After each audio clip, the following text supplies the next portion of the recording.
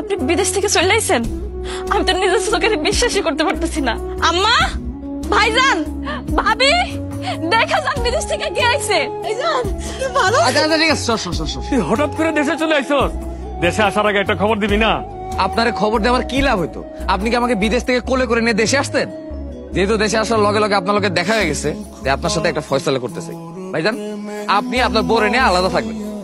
আমি কি বুঝাইতে চাইতেছি আপনি কি বুঝতে পারছেন?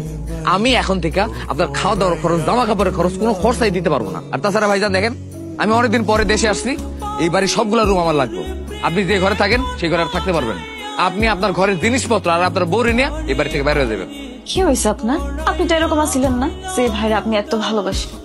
বিদেশ গিয়া যে ভাইরা আপনি ফোন দিয়া কইলেন, ভাই তোমার কাজকর্ম করতে হইব না, আমি তোমারে দেখবো, আমি তোমার সংসার চালাবো, তুমি আমার ঘরে থাকবা।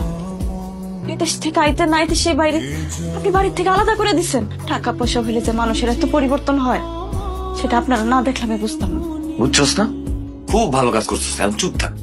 ভাইজান, কিরে তোর আবার কি হয়েছে, কি বলবি? কিছুদিন পর তো আমার ইন্টার ফাইনাল পরীক্ষা, ফর্ম ফিল আপও শুরু হয়ে গেছে। ফর্ম ফিল আপ সহ মোট 10,000 টাকা লাগবে। তোর পড়াশোনার খরচ আমি ক্লাস 6 থেকে চালাইতেছি, এখন আমি আর তোর পড়াশোনা করে চালাতে পারবো? আপনি যদি টুনির পড়াশোনার খরচ না চালান, তাহলে কে চালাইবো? ওর পড়াশোনার খরচ কে চালাইবো সেটা তো আমার জানার দরকার নেই। আমি ওর পড়াশোনার খরচ চালাইতে পারবো না, সেটা আমি ওর জানাই দিলাম। এখন যদি তুমি টাকা না দাও, তাহলে তো আমি পরীক্ষা দিতে পারবো না। পরীক্ষা দেওয়ার কোনো দরকার নেই। এই তুই একটা মায়া মানুষ, তোর পরীক্ষা দেওয়ার কি দরকার কত? তুই পড়ালেখা করলেও স্বামীর বাড়িতে যায় হাড়ি পাতিল মাছ দিয়ে রান্না বান্না করবি, তুই পড়ালেখা না করলেও স্বামীর বাড়িতে যায় তাই করবি। তাই পড়ালেখা না করা ভালো না? কিছু টাকা বাঁচলো। আমি কই কি, তুই পড়ালেখাটা বাদ দিয়ে দে। আমি ঘটকের লাগে কথা কই, 2-1 দিনের মধ্যে তোর বিয়েটা দিয়ে দেবো। কি কো ভাইজান, তুমি আমার বিয়ে দিয়ে দিবা? তো বিয়ে দেওয়া লাগবো না? তোর কি বয়স কম হয়েছে? হ্যাঁ, তুই জানোস না নারীরা কুড়িতে হয়ে যায় বুড়ি।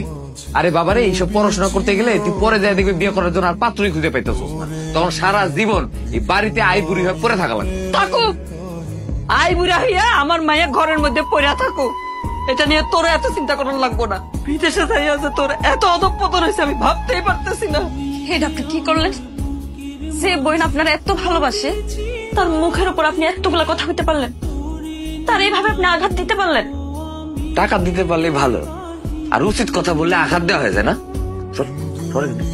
আমার ভাই আমারে কত ভালোবাসতো, কত সম্মান দিয়ে কথা কইতো, কোনদিন চোখের দিকে তাকে কথা কইতো না। এই ভাই আজকে আমার এতগুলো কথা শুনে আমার মনে আঘাত দিয়ে কথা কই, বাড়ি থেকে বাইরে করে দিল। এটা তো আমি কিছুতে মারে নিতে পারতেছি না। কষ্ট পায়েন না, মানুষ এমনই। মানুষের যখন টাকা হয়, মানুষ বদলাই যায়। আপনার ভাই বিদেশে যে টাকা কামাইছে, সে বদলাই গেছে। আমি বুঝছি আসলে আমার ছোট ভাইয়ের উপর এত ভরসা করা আমার একদম ঠিক হয় না। আমি যদি আজকে নিজে কিছু করতাম, কোনো কাম কাজ করতাম, তাহলে তো আমার ছোট ভাইয়ের কাছ থেকে আজকে আমার এতগুলা কথা শুনতে হইতো না।